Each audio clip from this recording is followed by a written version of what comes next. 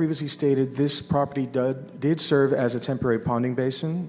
Today, there is a larger permanent ponding basin that was recently constructed west of here along Barstow at just west of Grantland. So with the permanent service available now, this was dedicated in the past to be future single-family residential properties, which is what's proposed tonight. The property is approximately 1.13 acres, and the proposal is for 6 lots, which allows for a density range of 5.31 dwelling units per acre. The medium-low density, or RS4 zone district, allows anywhere between 3.5 and 6 dwelling units per acre, which this falls right in line with.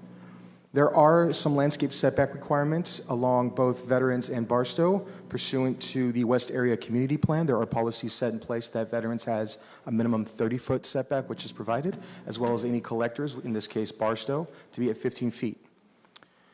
The District 2 Project Review Committee is actually currently inactive, so that was not heard by them. And all other development standards, including lot size, setback, depth, and area, all are in compliance, and as proposed will be in compliance for RS4. And with that, just going to leave this for shortly here to show what the subject property, how it will be developed with its current existing surroundings, just to get a sense of what we're looking at when it's developed. And that leaves staff's recommendation with adoption of the environmental assessment and approval of the tract map. That concludes staff's presentation. Be happy to answer any questions. Thank you. Do we have any questions from the commission? Go ahead, sir. Yeah, my question is, are these custom homes or are they tract homes? I will defer that to the applicant. Okay, thank you. Any other questions? Thank you. Let's please have the applicant.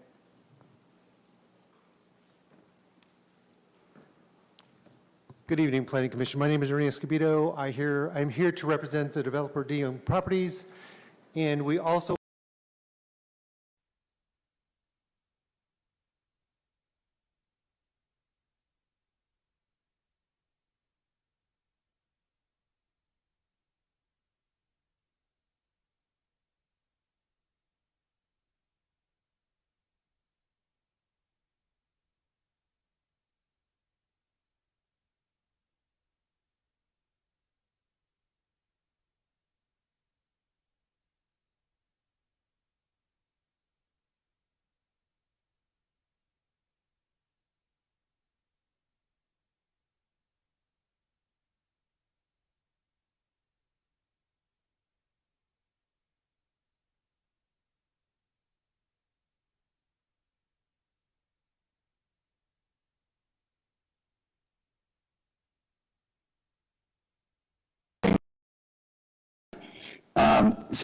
My family, DeYoung Properties, we've been building homes in Fresno, Clovis, and the surrounding area for over 50 years now, actually. 1974 is when we began, and this particular parcel, as you saw, has been actually used as a flood control stormwater basin for many years. We actually developed the community on the north side of Barstow, from directly across from this site. This was tract 5224, and we called it Brentwood Ranch. And this was probably almost 15 years ago at this point, and so we are very excited to finally be able to beautify the area, make use of some infill property in the neighborhood here that I'm sure all the residents around it are excited also to finally have a bit of an eyesore, if you will, of a basin like this to be finally filled in and built out as one of our beautiful DeYoung Properties home developments. This development will be known as Sky Ranch, and it's actually a combination of both this parcel as well as the parcel directly diagonal from this one, on the north side of Barstow, just to the west of Veterans Boulevard. These two parcels were actually outlots from Brentwood Ranch, tract 5224, that we were unable to develop until now. And so we're excited to bring both of these parcels to the market as Sky Ranch. We will be building 3 homes on the northern parcel, which is a parcel map that has already been approved. And there will be 6 individual homes, all single-family detached homes, on 6 homes on this parcel that is in front of you tonight. track 6494. The key objectives we have, as I said, is to make use of this property that has otherwise been just used for a stormwater basin, which no longer is needed. And frankly, that was probably the main reason we were unable to do anything with it. Luckily, all the stormwater master facilities are in now, and so this basin is able to be filled in and built on. The question about floor plans that we'll be building or homes that we'll be building, we'll be actually building what we call our Freedom Series. This is a brand new series of floor plans that we're going to be bringing to the market. We have not built yet, and they're very beautiful, efficient homes that are going to be sitting on these home sites. The home sites are ranging from, I have that right here, looks like about just under 5,000 square feet up to 7,500 square feet home sites. Due to the constraints of the shape of this parcel, it's kind of triangular shaped. Each of the lots are all sort of pie-shaped, if you will. And so there's a good variety of different shapes and dimensions of the lots within the community. In our Freedom Series, this would be considered a tract home development. So these will be submitted as standard plans, and home buyers will be able to choose of these 3 floor plans which one they would like to build on each lot. And so, yes, this would not be a custom home development. This would be a nice development with affordable homes for sure for this neighborhood, which I would say suits the neighborhood very well. So happy to answer any further questions. We'll be here, me and Ernie from QK, our engineer, and Julie as well. So thank you very much for allowing me the opportunity to speak tonight. All right, thank you. Do we have any questions from the commission? Oh, sorry, go ahead. Affordable, can you elaborate on affordable? What are the ranges that we're talking about? Yes, so we don't have the prices actually nailed down quite yet. But if I had to just give a sort of a broad range without, being nailed down to these numbers, because again, we still need to finalize all our costs and everything. But we'll probably be somewhere between the 300s to 500s range. I know that's kind of a big range, but we still have to, like I said, finalize a lot of the costs. Since there aren't that many lots within these developments, the development cost, there's a lot of cost involved, and so you're not able to spread that across a whole bunch of lots. So we'll need to factor that into our pricing, but somewhere in that range. Commissioner Lede? So I've actually toured your Summerlin Walk series on Clinton and Armstrong. They're now sold out. They are beautiful homes. They are, I would consider them smart homes. And just wondering, would this be something that's comparable to that neighborhood?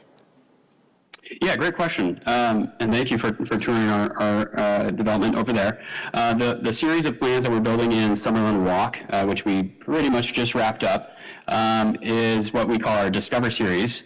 And Freedom Series would be a series of plans that are a bit more narrow compared to the Discover Series, a little bit more narrow, not by much, but a little bit. And they're all 2-story plans, the Freedom Series. Whereas Discover Series had a mix of single and 2-story plans. A key reason why we're deciding to use our Freedom Series for this site, in fact, both this parcel and the parcel map to the north across the street, is because of the constraints of these lots. If you recall, I mentioned the site constraints, the way the lots had to be designed and shaped. Pretty much forced us to use these plans, but we're extremely excited to use them because, like I said, they're a brand new series of plans that we plan to start building throughout the region. So I would say quite similar to Discover Series, but a bit more streamlined and probably a bit more affordable than Discover Series. That being said, they will include, as you mentioned, smart homes. They will for sure include the technology and energy efficiency and sustainability features that we include in all the young homes. Thank you. Any other questions?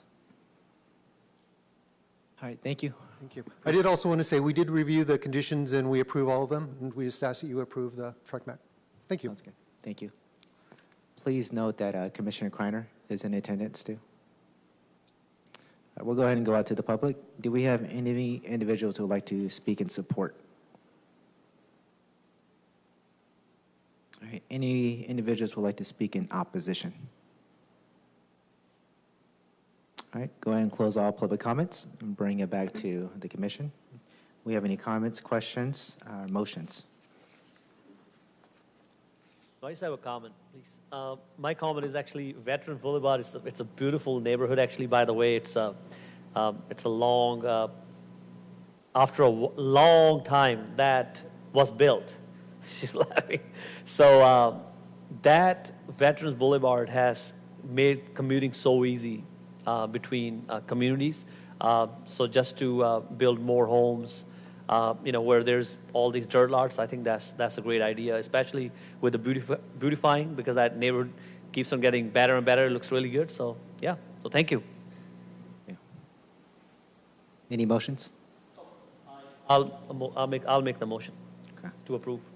Okay, we have a motion by Commissioner Trigo. We have a second by Commissioner Diaz. All in favor say aye. Aye. All opposed say no. Motion's approved. Thank you. We'll move to the next item on the agenda. That's going to be item ID 25365. This is for a workshop for citizen participation plan for HUD, community planning and development funding. Chair, just a brief introduction before I let our manager get started. A few months ago, the commission had asked for some information on how we reach residents and how we do our planning for our federal programs. And again, the Planning Commission doesn't have purview over those programs, but you had asked for a workshop, and since we're in our 5-year planning period, we thought this was a great opportunity for Karen to come make a presentation. So Karen Jenks is our manager over all of our federal programs, and she's going to brief you. And again, a workshop is just for information only. Thank you very much. Good evening, Commissioners. As Jennifer mentioned, my name is Karen Jenks. I'm the manager for the Community Development Division, and tonight I'll be providing a brief presentation on the city's updated citizen participation plan for HUD CPD planning and development funding. So to start, the Office of Community Planning and Development is a program office of the United States Department of Housing and Urban Development. HUD CPD administers multiple federal grant programs to improve communities for low and moderate income individuals, including the 4 formula or entitlement grants that the city receives, which are CDBG, ESG, Home, and HOPWA. In order to receive funding from HUD through these programs, the city must undertake a planning process that involves citizen participation. This process begins with the consolidated plan, which is a 5-year plan that outlines the city's key goals and how the city will generally allocate funds over that 5-year period. Each year, the city then applies for annual funding from HUD through an annual action plan, which describes how the city will use the year's funds to meet the needs identified by the public and the priorities outlined in that 5-year consolidated plan. The activities which are approved in the annual action plan are then completed by the city or through agreements with community-based organizations and units of local government. So citizen participation is a requirement found in the regulations of the grants. It requires jurisdictions to provide citizens with reasonable advance notice of and opportunity to comment on the amount of funds available and the range of activities proposed in the application to HUD's programs. That's the annual action plan. It also requires the same opportunities be made available for any proposed changes to that application. The primary goal of a citizen participation plan is to provide citizens an opportunity to participate in the planning, implementation, and assessment of the programs and projects. Jurisdictions must have a plan involving citizens in the programming of CPD-funded activities, and that plan must be written, describe how citizens can provide input into the program, be adopted by the jurisdiction's governing body, and be kept up to date. So the city's citizen participation plan was updated as part of the development of the consolidated plan, which will cover the program years 2025 to 2029. The CPP contains policies regarding public hearings, notices, comments on plans, availability and accessibility of draft and approved plans, displacement, technical assistance, development of the con plan and AI, and complaints. I'll briefly go over a few of these that relate to opportunities made available to the public. So the CPP states that the city will hold 2 public hearings per year, conducted at a minimum of 2 different points in time during the program year before City Council. To allow public time to provide comments prior to council consideration and adoption, the city will hold minimum public review and comment periods, which are included by plan and document type here. Notice will be placed in the Fresno Bee in advance of the public review and comment period, and the notice will be shared via email to individuals on the interest list and through social media. The city considers any comments and views received in writing or orally at public hearings. Comments are accepted through email, phone, or in person, and a summary of the comments or views received and the city's responses to each are attached to the final documents that are submitted to HUD. Public comment drafts and final versions of the plans and reports are made available on the city's website.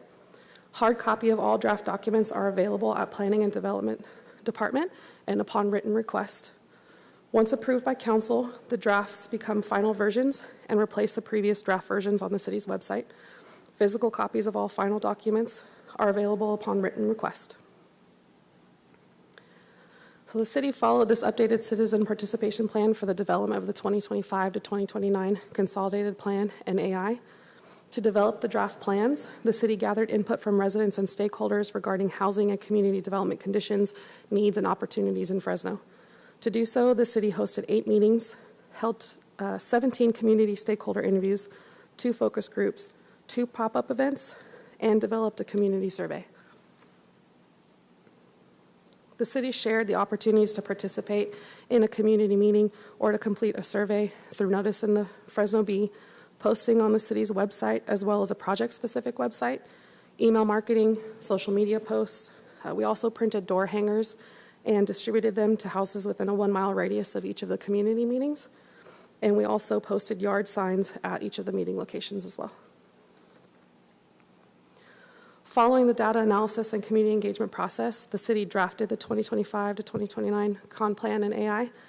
The drafts were published on March 3rd for a 30-day public review period.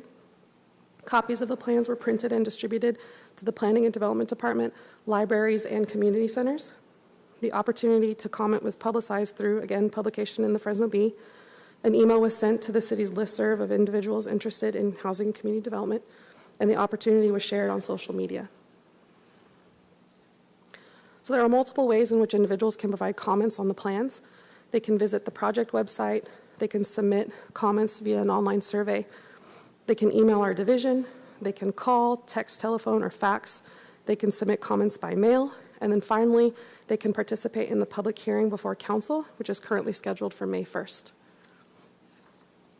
I'd like to thank you all for your time tonight and would be happy to address any questions, or if you have any suggestions for ways that we can improve our outreach to increase community engagement, we would love to hear that as well. Thank you again.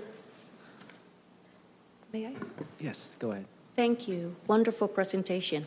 Is there any way we could get a hard copy of the presentation or email the presentation to each? Yep, I'm happy to email it. Great. Thank you. Yeah. Question for you on that May 1st City Council meeting. Is that the first public hearing, or is that the second one? No, it would be the final public hearing. So there was a public hearing at the beginning of the process to ask for community needs, and this will be the hearing before council considers adopting the final plan. Perfect. Thank you. Any other questions? I just have a question about, do we have more languages available? Because I did see Spanish and Hmong. I would like to recommend Punjabi because there is a huge population that speak Punjabi. So that'll be really beneficial. Sure. Yep. Thank you. Translation of the documents themselves, correct? Yes, please. Okay. Thank you. Awesome. Any questions? All right. Well, thank you. Appreciate Thank you. you. All right. Next, we'll move on to item ID 25388. It's a workshop, Planning Commission, and the review of planning entitlements.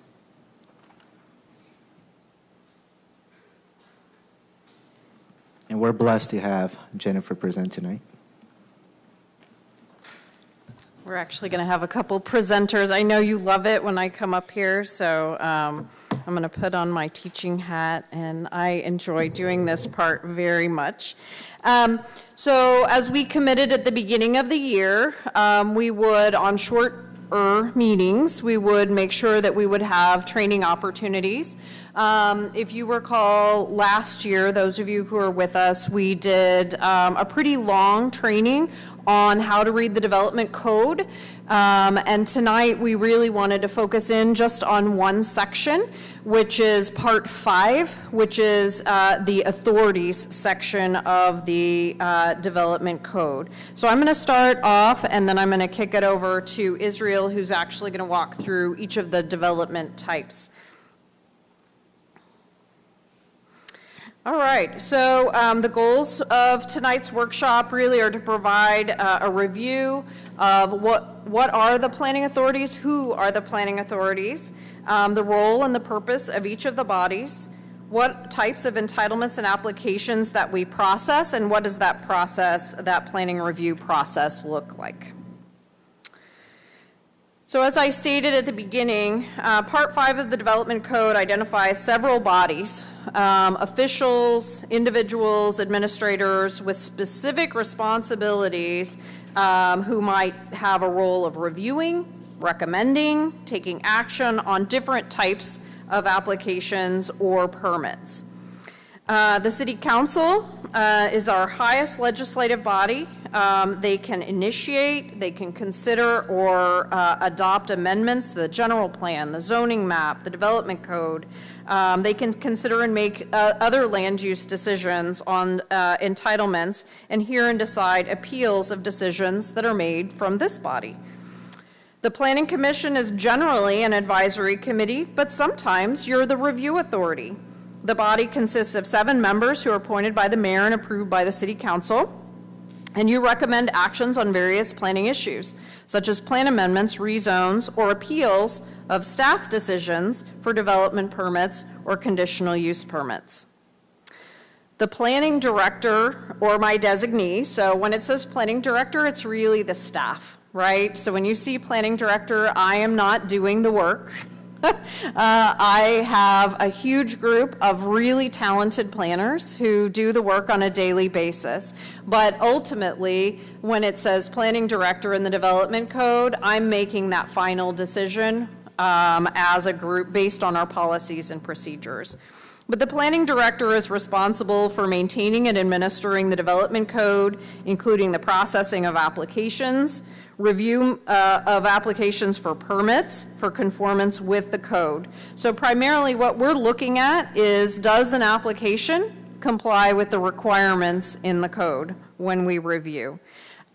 We also make recommendations to this body, to Planning Commission, and to Council on various other matters, whether it's an application, an amendment, appeal, or another kind of matter that comes before the Planning Commission or the City Council. Then there are council district project review committees. These committees are appointed by the City Council, each by the own council member of the district. There are no set number of members of those committees. There are no requirements in terms of how long their terms of office are. But we use the citizen or the resident review committees, project review committees, to look at projects at the beginning of the application process to get feedback. Whereas when we bring things to you or to City Council, they're finished, right? We've reviewed them. We're making a recommendation. Yes, no, generally speaking, right? There's room for modifications, but a lot of times applicants will say, well, if I'd known you wanted me to move this building, I could have done it at the beginning of the process, right? So that's what the project review committees do. We take things to them at the very beginning of the process so that they can provide feedback to us as staff, typically as the review authority, and we can give that feedback to the applicant. We require that applicants attend those meetings so that they can interact with those review committees and actually hear that feedback from those individuals. We also have the Historic Preservation Commission. Those individuals are people who have very technical skills in architecture, history, preservation, or related fields. They review substantial alterations to historic properties or potential impacts to historic properties from a project that might be nearby. They also recommend new properties for the register or the removal of properties. So a little bit more about the Planning Commission. So the Planning Commission is actually one of the few commissions that's in the city charter.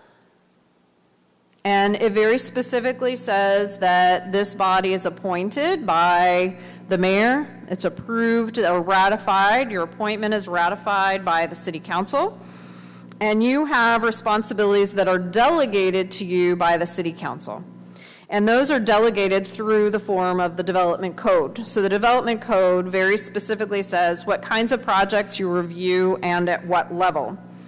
It specifically identifies that the Planning Commission, depending on the type of application, you are going to exercise control over land subdivisions. You just heard one of those, right? Actually, two different types, and Israel's going to talk about those in a little bit. You had one that came to you and one that didn't by the same developer. And you were like, why didn't this one come to me? And Israel's going to talk about that in a little bit. You make recommendations concerning proposed public works for the clearance and rebuilding of blighted or substandard areas. You have other functions related to zoning and land use that are presented by ordinance. And you have the ability to make recommendations to the city council regarding land use matters. So the planning director. So the planning director, really the responsibility of staff and planning director is to administer the development code. So the development code is a pretty hefty binder, right, if you print it out. But the development code tries to identify all of the very specific standards that we expect for each kind of use that might be developed here in the city of Fresno. And our responsibility is to ensure that applications conform to that code. And then if it is something, depending on our review authority, that we may have as a recommendation to you or to city council, we make those recommendations based on the code, based on the general plan, and the findings of fact. We talked a little bit about district review committees, but really this is an opportunity for residents within a district to voice their opinions about specific types of projects that would come before them in their purview. Not all council members have district committees, but projects are sent to their offices, and their office then acts in that capacity. So they provide us feedback on applications if they do not have a review committee. These committees typically meet once a month here at City Hall. The meetings are held in person. However, you can still view them online. And are we doing that through Zoom? I can't remember. Yes, we're still doing that through Zoom. So you can view it, you just can't participate through Zoom. But if you can't get out and you want to hear about a project in your neighborhood, you can certainly participate. It also gives the council an opportunity to get feedback from that committee. What kinds of things or concerns are they hearing in their in the district about development that's occurring? We talked a little bit about Historic Preservation Commission, but sometimes you have projects that come before you that have already been heard by the Historic Preservation Commission, and they've already made findings about specific historic properties that are either within a development area or adjacent to a development area. And they have an advisory role in that capacity, but sometimes they have projects where they are the final decision maker when it relates to a NEPA or a CEQA environmental evaluation specifically for that historic resource. So they can make determinations on the eligibility of a project for certain types of renovation, expansion, demolition, et cetera. So again, what do the planners do? So our planning staff receives about 6,000 applications a year, and they review every application to determine if it meets the code. And so it might be a small application, it might be a big application, it might take a day or two to review, it might take a year or two to review. It might take many people, it might take a number of documents that have to be reviewed. But ultimately, they're looking for safe and orderly development. So they're looking for, does the project meet the use requirements, right? Is this a permitted use in this zone district? The density, how intense is this use within this zone district? Setbacks, building height, landscaping in yards, parking. These are all part of our policies and procedures that we have in the department, and we want to make sure that we're consistent with the development code and the general plan.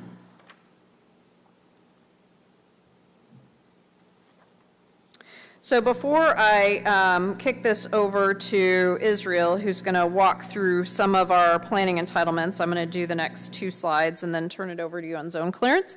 I really wanted to talk through what are the types of decisions that the Planning Commission or the City Council or the staff makes. So we've talked about this a little bit in the last few months, so I thought it was really important to dive into what kinds of decisions are made. So ministerial decisions, we talk a lot about ministerial, and what does that mean? So in CEQA is very clear about whether you're making a ministerial decision or a discretionary decision. And ministerial decision means that there's very little discretion that can be made. So a computer program could evaluate it, a robot could evaluate it. So anyone with a checklist could evaluate it. How high, how tall, how many trees, what type of trees, how far is it set back, how many parking spaces, the size of the sign, right?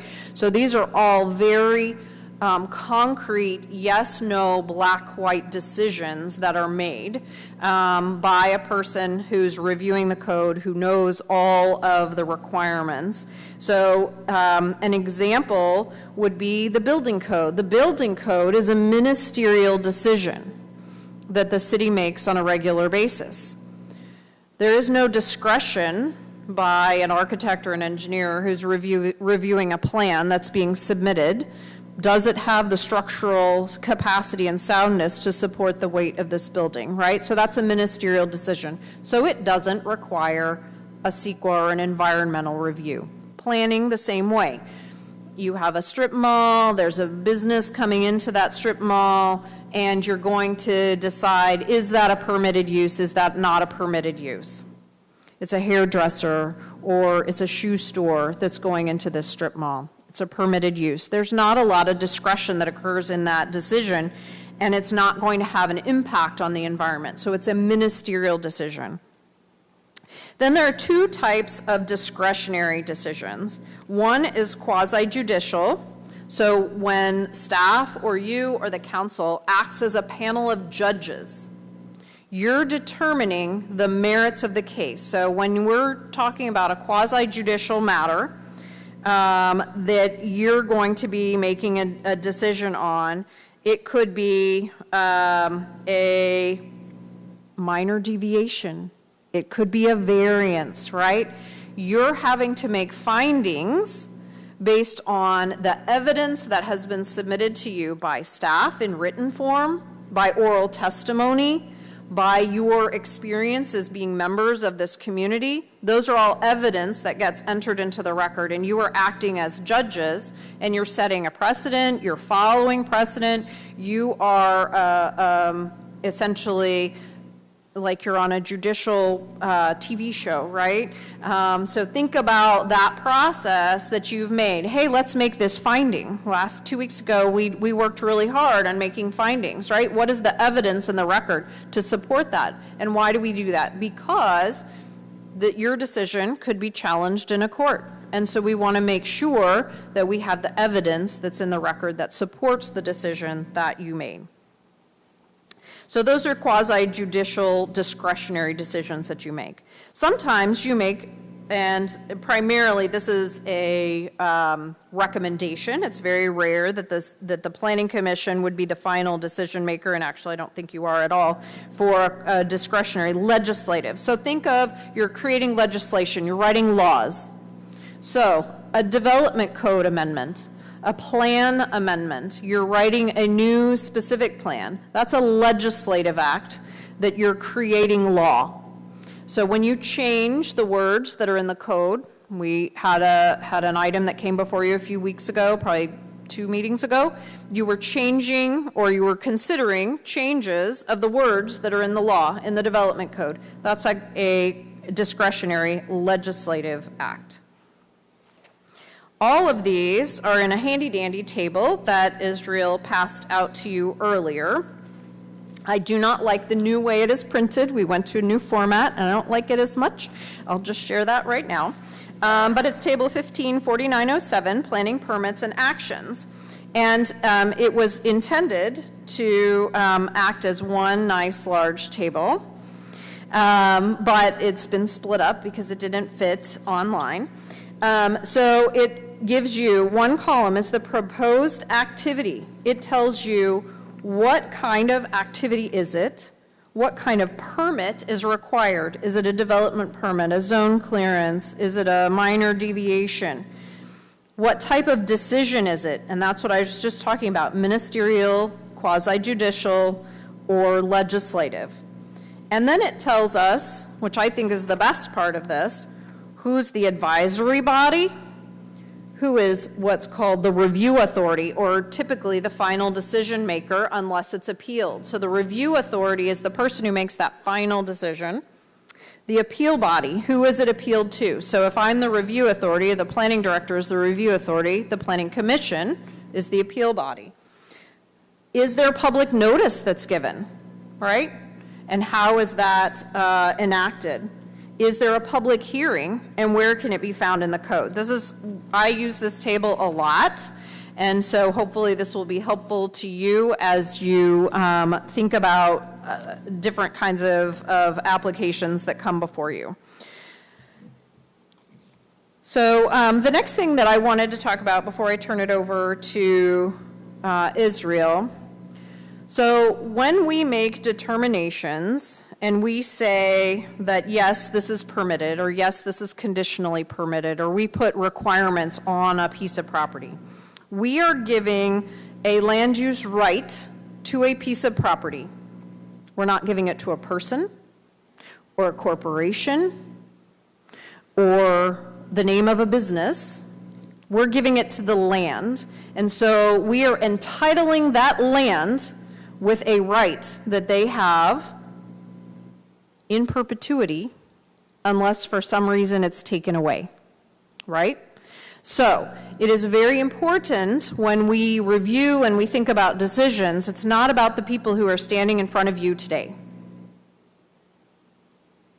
It's about, does this land use, is there a right to this land use on this property, and should it continue forever, right?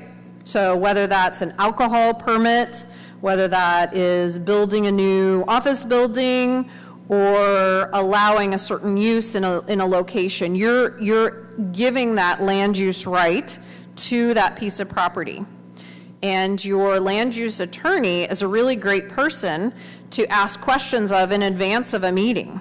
If I do X, how does that impact that legal right, that power? And it's called a bundle of rights, right? And so there's a bundle of rights that goes with you when you buy a piece of property. You say, I'm going to buy a house. I have the right to do certain things on that property.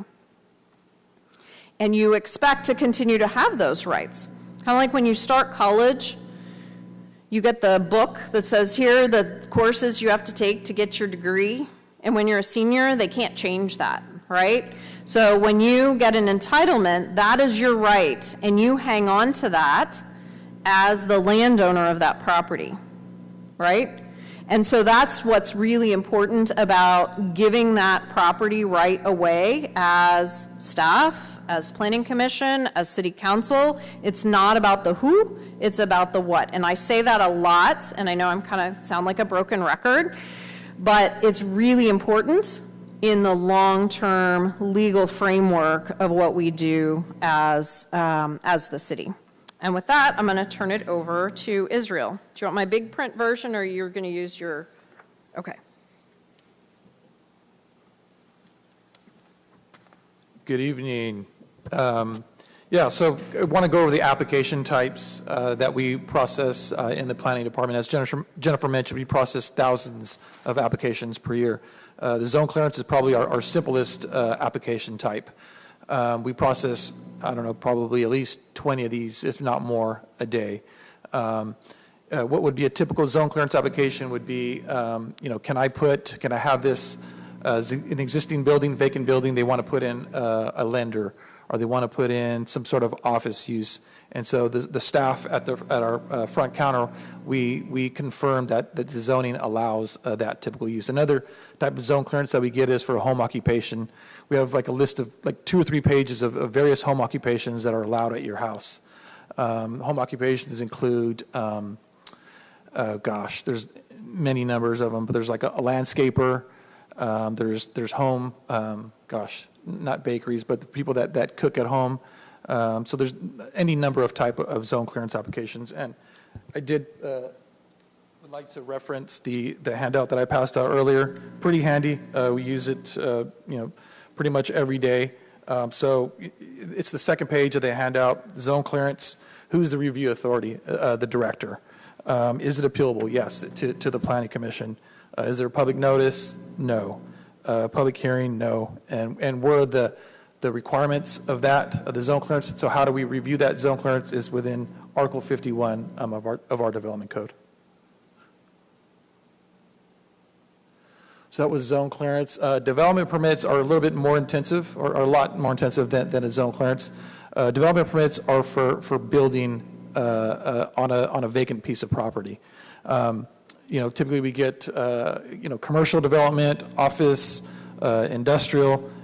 When someone wants to build on a vacant piece of property, they come in and they submit what's called a development permit, and they review all the various requirements that Jennifer went over earlier, setbacks, height, number of parking, and so on and so forth. And again, how we process it is the requirements are if there's any public notification for a development permit, there is not. We do have council district advisory committees, which the applicants, the project is required to go to. It's actually here on the screen. No public notice to surrounding property owners. The review authority is the director. So staff processes the application. We prepare a memo, make sure that it meets the requirements of the code, and we send that memo to Jennifer, and she signs it. Next type of application is a conditional use permit, and those are CUPs are for uses that are more intensive than your standard development permit. Typical uses that would require a development or a CUP rather, or a car wash, or a nightclub, or the sale of alcohol, or a recycling center. And conditional use permits require notification to surrounding property owners within 1,000 feet. Those application types, just like the development permits, are also reviewed by the council district advisory committees. And again, they are noticed to surrounding property owners. The review authority is the director. And if someone, so we send notices to property owners within 1,000 feet.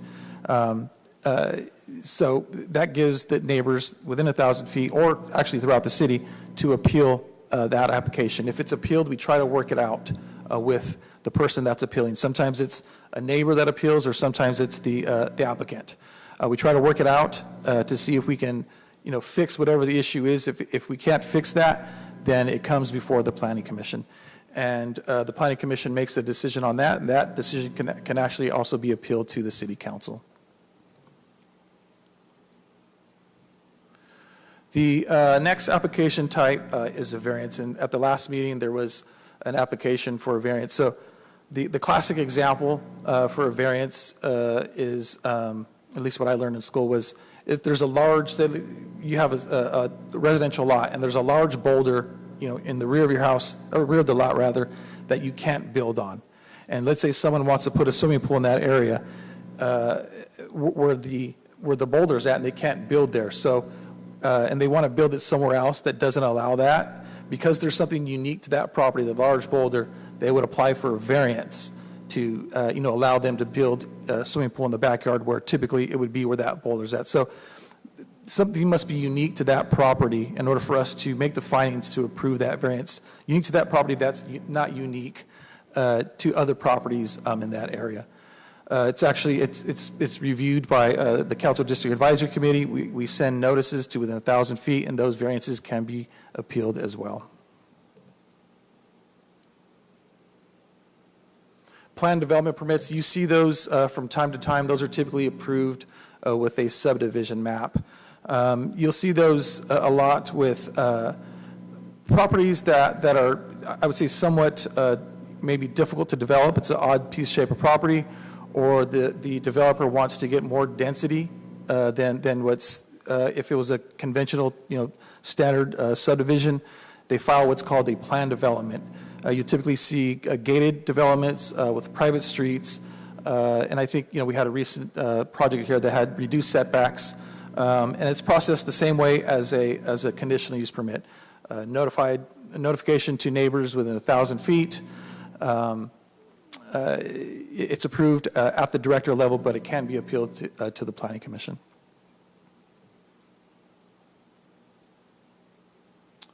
Subdivision maps, you saw a subdivision tonight, very small. I don't think I've seen one in 6-lot subdivision in probably years. Very small subdivision. So more than 4 lots, so 5 or more lots within a subdivision is required to come to the Planning Commission for review and approval. There is public notification, so Rob did have to send a notice to 1,000 feet within surrounding property owners. And again, it is approved at the Planning Commission level. And we also have what's called a tentative parcel map process. And that's for subdivisions that are 4 lots or less. And I believe the subdivision that DeYoung had was 3 lots, was kind of diagonal from the site that you saw tonight. Tentative parcel maps are approved at the staff level, so they're not required to be noticed, nor are they required to come to the Planning Commission. There was an instance, I want to say sometime last year, mid-last year, where the applicant actually appealed one of the conditions that we had within that tentative parcel map, and it came before the Planning Commission as well as the City Council. But again, tentative parcel maps typically do not come to the Planning Commission unless it's appealed.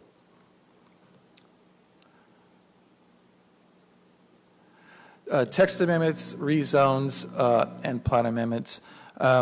You saw a text amendment recently. Again, these are, as I'm going through these applications, they're not more complex, but more kind of notification, more review that are typically required. So a text amendment, we would do citywide notification. We would notice in the Fresno Bee that, as well as our city website, that the city is proposing a text amendment.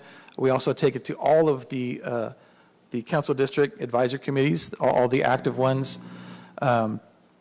And it's reviewed by the committees, and it's required to come to the Planning Commission for approval, or actually recommendation for approval, and to the City Council for the final approval. Rezones and plan amendments are processed the same way. The rezones, plan amendments, the Planning Commission makes recommendations to the City Council for approval of a rezone and plan amendment. So this slide here is part of the packet that I handed out at the beginning of the meeting. Essentially, it goes over the different types of applications that we have. We start with type 1, level 1 applications, which are our simplest applications, our zone clearances. And it talks about, how long that we take to get these out, 14 business days or less. Again, if someone comes into the front counter, they have a zone clearance, we can process those applications at the front counter. And it goes all the way up to level 4 applications, which was what we just talked about, a plan amendment or rezone. And those can take, 9 months, a year, or sometimes longer. Further in the pamphlet that I handed out talks about the process. So we take in an application, we route it, review it, we condition it, and we redline their site plan. It comes back in, and that's our compliance review. And this pamphlet talks about that compliance review as well. Initially, finally, the project would be approved after we make the correction. So we conditionally approve a project. We have these conditions. We say, here, go meet these conditions, and the applicant comes back and meets the conditions, and we'll issue the approval letter. And that concludes our workshop. If you have any questions, be happy to answer. I just thank you for the presentation, and Jennifer for this wonderful table. This is a wonderful thing, so. Very, very helpful, yes. Yeah. Almost felt like we should get this, what do you call it? You know, back in the days, they would laminate this and just keep it. When, is it possible when we're getting one where you think we might not understand, is it possible for us to just, in case we forget to bring it, have this available at the meetings? For those kind of things? Because I would like to bring it with me, but I know I might forget. Yes, yeah, we can bring them. Definitely. You know, I had a kind of staying on this topic. Quick question. This might be a little bit off topic too, but you know, when we make a recommendation to the city council, I watched last city council's meeting in regard to that ordinance with the smoke shop, and I noticed that Councilmember Richardson stated that a lot of our recommendations wasn't included. Whatever we do, is it supposed to be included in there? It was. It Okay. was one of the attachments. Okay. So, yes. So sometimes there are a lot of attachments that council members may not be able to identify all of the attachments. We didn't have an opportunity to come up and respond to that question. But yes, it was one of the attachments. Phil Segrist and I verified that attachment was there and it was accurate. So, Okay, yeah. thank you. Yeah. Yeah, thank you. I just, sometimes when the public reaches out to me, then I just try to defer to you guys as much as possible. Yeah. Usually that was a quick turnaround, so it was an attachment to the agenda item rather than in the staff report. Typically, for council, we have a council meeting next Thursday. All of our items were due last week. So when it's a quick turnaround, all of the staff reports, everything has already been written.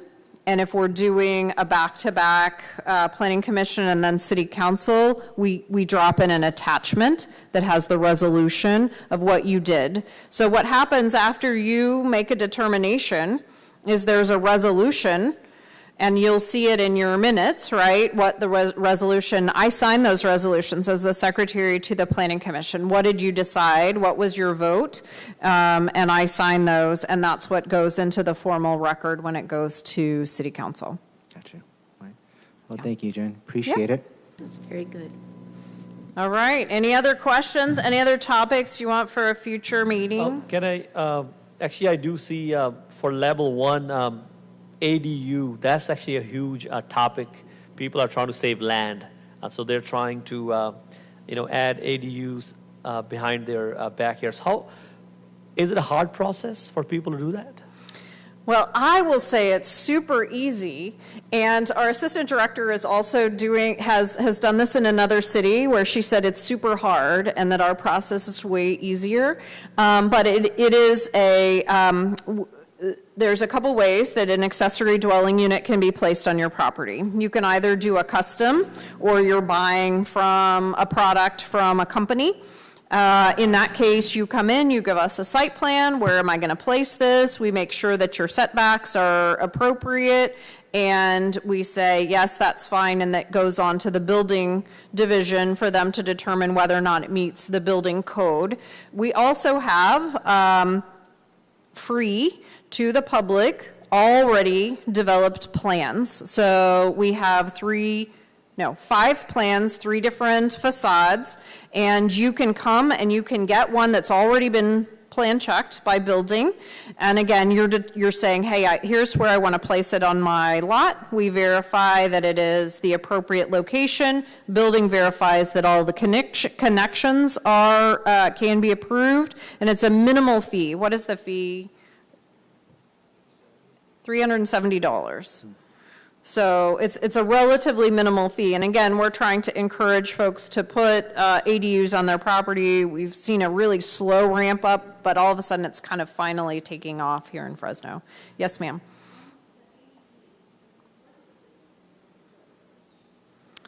So they range in square feet. The smallest that you'll typically see is somewhere in that 200 square foot range. It might be smaller. Think of a single car garage, right? 10 by 20 is 200 square feet. The building code does allow us to go a little bit lower than that, but that's kind of a normal standard size. But they can be as large as, we have one of our plans is 1,200 square feet.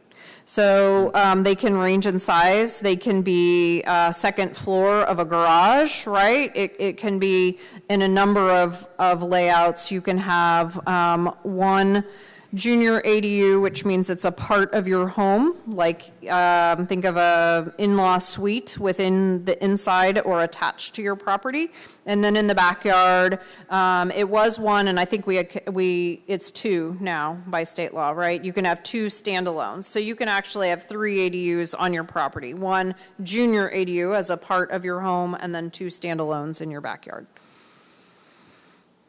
I just want to say, this is a money saving for public. I'm actually looking at the website right now. There are some beautiful plans which are already made.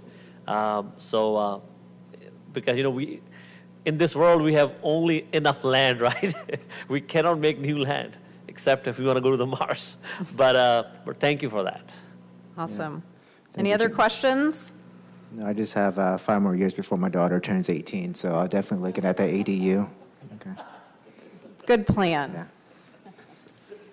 All right, Jane, we I'll have any just stay up reports? here for reports. I do not have a new report, except to say I hope that you all received notice of the posting of the West Area Specific Plan EIR. So hopefully you'll get a head start on your reading on that, because they are long documents. But this gives you an opportunity. We've added you each to the notification list, so you'll get daily notifications on anything that we have posted for public review. Let me can I please add something? Actually, the West of 99 community is very thankful that the project is finally kind of moving ahead. So so the community is excited about that. Thanks. Good. All right, thank you, Jane. All right, do we have any unscheduled oral communications?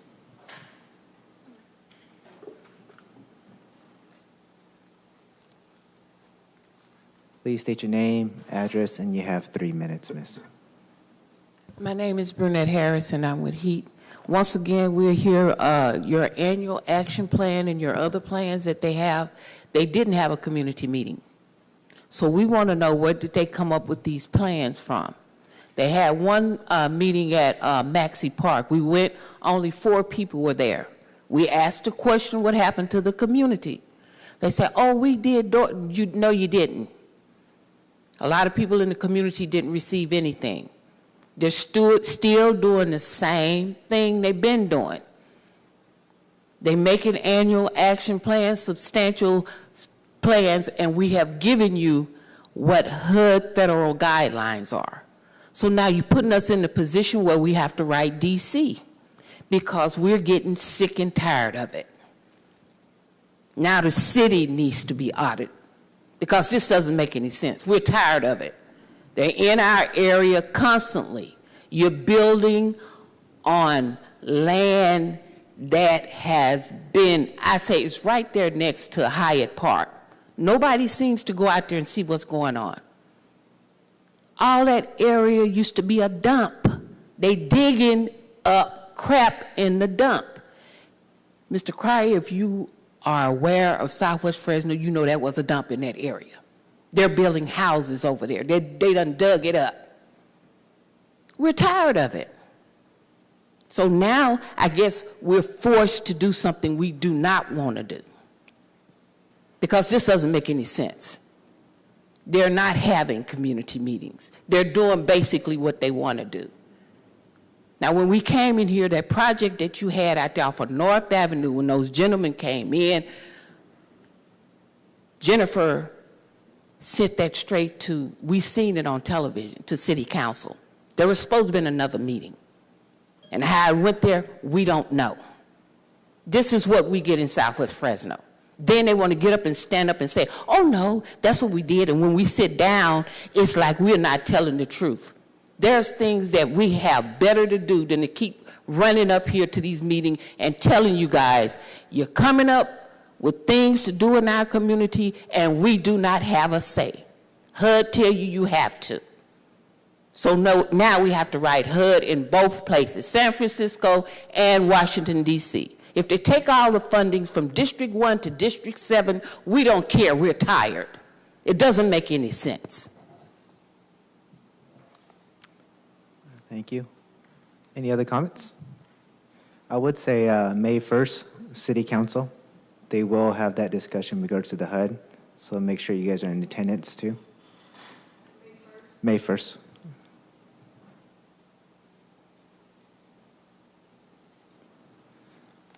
Please state your name, address, and you have 3 minutes, miss. Yes, my name is Bobby. I'm with HUD, and I do live in West Fresno. I'm just going to spin off with what Brunette has already stated, is that our main concern is the community. Have the courtesy and the decency is to set up these community meetings so that the community can and should have input. That's our plight. Include the community. Things are happening and people are saying, what's going on? Because they don't know. They don't know what's going on. We know, but it's not fair for the community is to come up with all these surprises, and then they talk about notifications of 1,000 feet or whatever. You know, by the time all that happened, then people's homes and things are already affected. They have a right, according to HUD's, the federal rules, let the community have input to say what they, because it's not that we don't want developing, but not a surprising thing is that you're taking away from the people. That's our complaint. And I just oppose to all of what's going on, and the people are not aware. You can't keep using the same old behind the door. Well, they really don't really understand all of what's going on. That's a bunch of bull. People do know. People are educated. And so if you want to insist on making it seem like that the community is not aware, a lot of it they are not. But it's not because they are not concerned. So our plight is we're against what's going on without the community having input. All right, thank you. Any other unscheduled communication? I see none. It's 7:08. Everyone have a wonderful evening. Meeting's adjourned.